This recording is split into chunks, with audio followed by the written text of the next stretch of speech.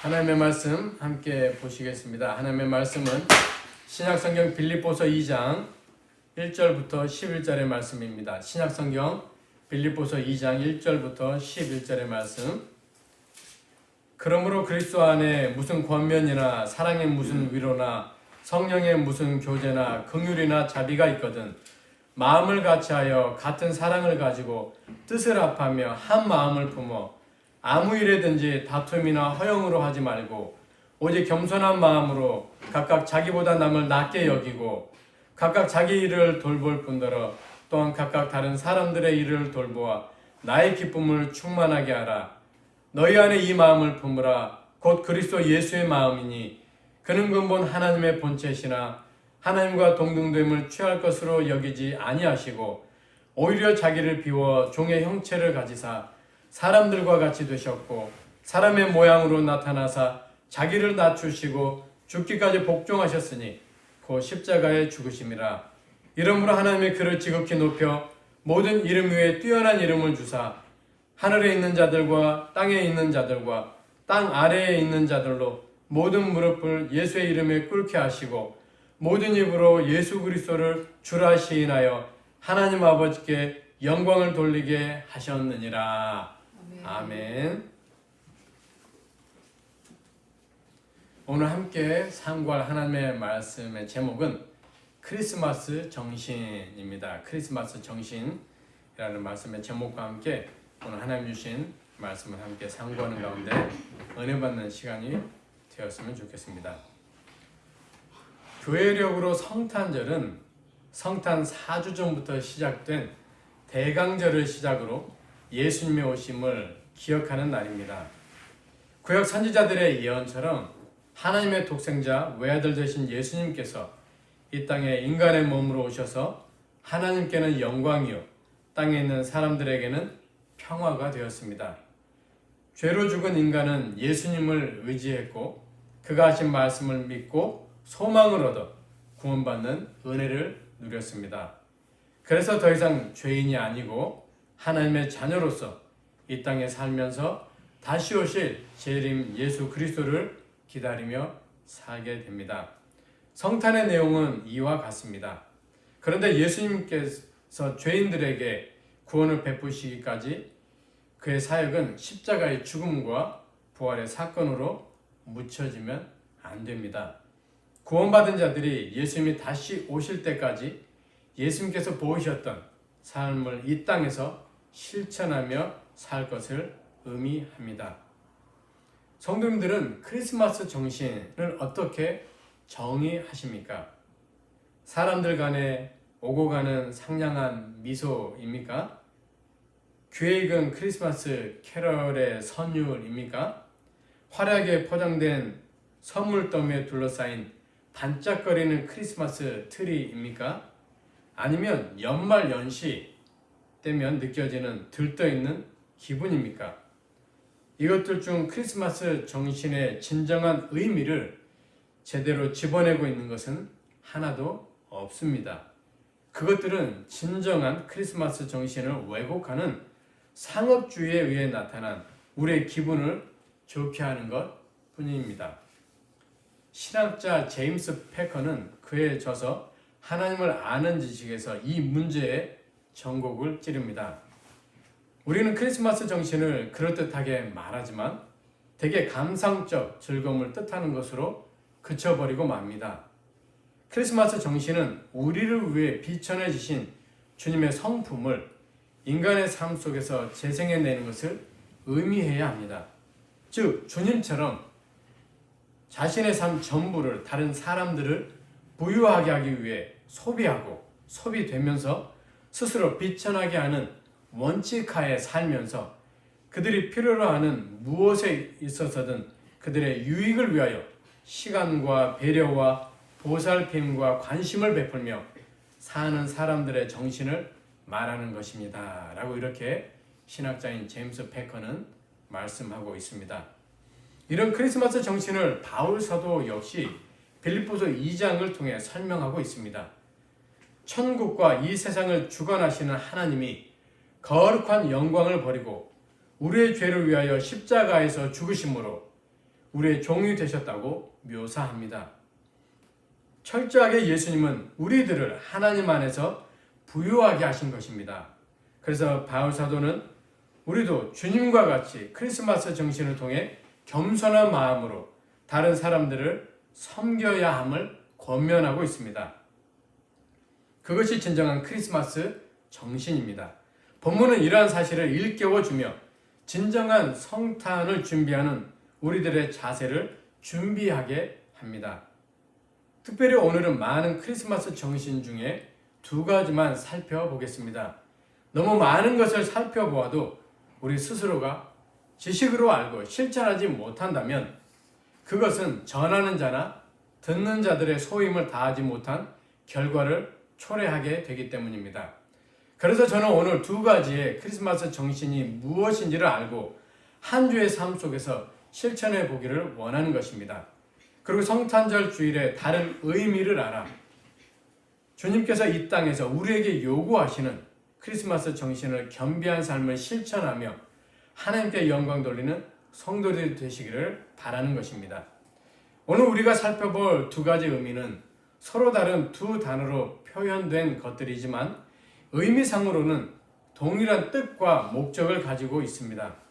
그러나 실천하는 방법들에 있어서는 조금 다른 행위를 나타내기도 합니다. 그렇다면 첫 번째로 알아보아야 할 것은 존경이라고 하는 것입니다. 3절 말씀에 보면 오직 겸손한 마음으로 각각 자기보다 남을 낮게 여기고 라고 말씀합니다. 나 자신의 존재보다는 남을 존경하는 마음입니다. 영어 성경에서는 더 구체적으로 표현하고 있는데 자신의 허영과 과대한 자부심을 표출하지 않고 오히려 남의 작은 부분까지라도 자신보다 남을 높이는 존경하는 자세입니다. 우리가 늘 알고 있는 세상의 윤리적인 덕목과도 같은 이야기 같지만 그러나 우리는 이것을 순수하게 실천하지 못할 때가 참 많습니다. 여러 가지 원인들이 있겠지만 특별히 말씀은 육신에 거한 우리의 인생이기 때문에 실천하지 못한다고 합니다. 육신은 욕망이요 그것으로 인한 다툼과 허영의 늪에 빠지게 됩니다. 결국 존경함이 자신을 비운 상태 속에서 나오는 것이 아니라 존경받기 위한 하나의 묘책인 가식과 같은 것입니다. 그래서 성경은 분명 자신의 기쁨, 만족, 유익을 위하여서가 아니라는 단서를 전제합니다. 그렇다면 성탄절을 준비하는 우리들은 주님께서 죄인들에게 실천하셨던 삶을 생각해 봅시다. 그리고 바울이 권면하는 크리스마스 정신으로 무장하여 내가 주님께 받은 존경심으로 기뻐하고 구원의 유익을 누린 것처럼 우리도 내 주위에 내가 존경해야 할 대상을 찾아 그들에게 성탄의 기쁨과 만족 그리고 구원의 큰 유익을 주기를 바랍니다. 자신의 욕망을 인정할 때 가능할 것입니다. 이번 미국 대통령 선거는 역사에서 찾아볼 수 없었던 선거였습니다. 선거 개표가 이미 끝나고 결과가 나왔음에도 불구하고 그것을 인정하지 않고 지금도 트위터나 공개적으로 부정하여 자기가 다시 이 선거를 뒤집을 거라 말합니다. 이미 재개표를 통해 몇 주에서 뒤집을 수 없는 결과를 선포했음에도 불구하고 말입니다. 모르겠습니다. 정말 부정이 있었는지 아닌지. 그러나 이 일로 나라는 많은 혼란과 경제적 어려움을 겪습니다.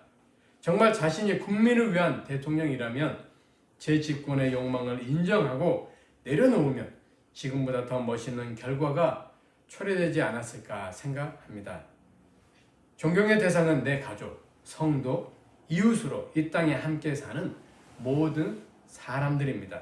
그래서 바울은 크리스마스 정신의 핵심으로 우리가 누군가를 존경할 수 있는 근본은 영원히 나의 구원자이신 예수 그리스도를 존경할 때 이 땅에서 주님처럼 자신의 삶 전부를 통해 다른 사람을 부유하게 할 것입니다. 두 번째 크리스마스의 정신은 돌봄이라고 하는 것입니다. 본문 4절은 돌봄에 대한 교훈을 가르쳐 줍니다. 그것은 내 자신을 위한 돌봄이 아닌 다른 사람들을 돌아보는 것입니다. 예수 그리스도께서 오신 성탄절은 자신의 영광이 아닌 타인을, 즉 당신과 무관한 죄로 죽은 자들을 위한 성육신의 사건입니다. 그러나 신자일지라도 이 부분에 대하여 알고 있지만 신앙의 의미적으로만 인식하지 우리의 삶에서 실제적으로 실천해야 할 신앙인의 덕목인지는 인식하지 않으려는 습성이 있습니다. 그래서인지 신앙심과 신앙생활이 너무나도 동떨어진 두 가지의 모습으로 구분되어 보입니다.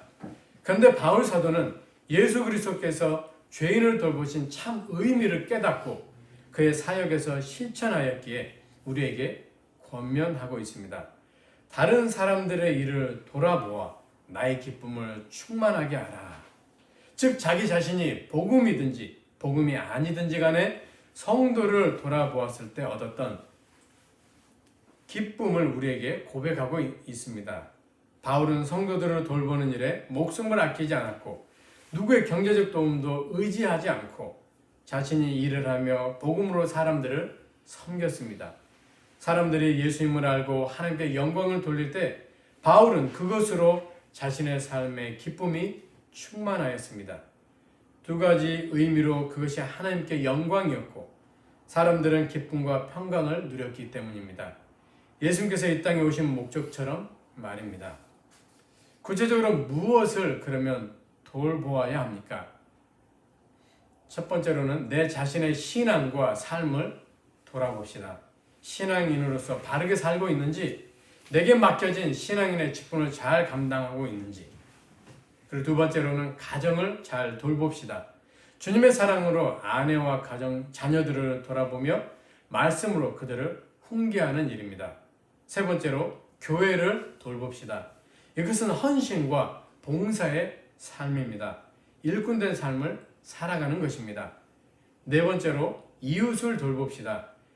물신양면으로 불우한 이웃을 돌봅시다. 그리고 주의 말씀으로 그들에게 소망을 주어야 합니다. 사랑하는 성도님 여러분, 우리가 이러한 일들을 지키며 살아갈 때 진정한 성탄의 기쁨을 맛보게 될 것입니다. 그런데 왜 우리는 이러한 일들을 잘 지키지 못하며 살아갈 때가 있을까요? 이유는 세상이 죄로 변하고 우리의 신앙만을 위한 유익을 위해 살기 때문입니다. 수년 전 크리스천 신문에서 예수는 사라져가고 쉬는 날만을 남은 성탄이라는 기사를 실었습니다. 소주제로 관광 예약 폭주에 742억짜리 명품 선물 등장도라는 기사입니다. 성탄 문화의 풍속도가 급속도로 상업적으로 치닫고 있다. 성탄의 본질이라 할 수 있는 예수 대신 쉬는 날이라는 개념이 자리를 차지하고 있으며 이 날을 예수께 예배를 드리고 따스한 온정으로 나누는 날이 아닌 교회만 자축 행사로 그치거나 깊은 물신주의에 빠져 있다. 한 외신에 따르면 최근 미국에서 본격적인 크리스마스 절기가 시작되면서 명품 선물 안내 책자가 나왔다. 그 책자에 담겨 있는 선물 가운데 가장 비싼 것이 6장으로 한정된 우주여행 티켓이다. 가격이 미화 180만 달러, 한국 돈으로 하면 16억 7천만 원이나 된다. 또 유럽 스타일 스포츠카와 오토바이를 합친 5,200만 원짜리 사륜 차량 등이 이 목록에 담겨 있다. 이외에도 742억에 달하는 25캐럿 그린 다이아몬드도 있다. 성탄만 되면 벌어지는 또 다른 풍경은 여행사와 공항에서 벌어진다. 해외 단기 여행이 가능한 일본과 홍콩, 필리핀은 12월 22일부터 25일까지의 상품이 한 달 전인 11월 초에 85%의 예약이 끝났다. 또 태국 방콕행 비행기의 예약률은 90%를 넘어섰으며 호텔과 스키장 역시 예약이 이어지고 있다. 성탄절을 칭하는 크리스마스라는 말은 본래 크라이스트, 그리스도라는 말과 마스, 예배라는 말이 합쳐진 것이다. 즉 그리스도께 예배를 드리는 날을 의미하는 것이다. 그럼에도 본래의 의미가 퇴색되고 상술에 내돌려 산타클로스와 트리 등이 더 부각된 것이다. 심지어 성탄절은 산타클로스가 착한 아이에게 선물을 주는 날로 인식하는 어린이들이 많다고 하니 심각한 일이 아닐 수 없다라고 이렇게 신문에 기고되어 있는 내용입니다. 다행히 올해는 코로나19로 인해 이런 성탄의 분위기는 덜할 것입니다. 그렇다고 상업주의 정신은 다 사라졌겠습니까? 크리스마스 정신 예수 그리스도의 빛나는 성품을 다시 되새기며 내가 아닌 남을 존경하고 서로를 돌보아 지극히 높은 곳에서는 하나님께 영광이요 땅에서는 기뻐하심을 입은 사람들 중에 평화가 되는 성탄절이 되시기를 예수님의 이름으로 부탁을 드립니다. 아멘. 기도하겠습니다.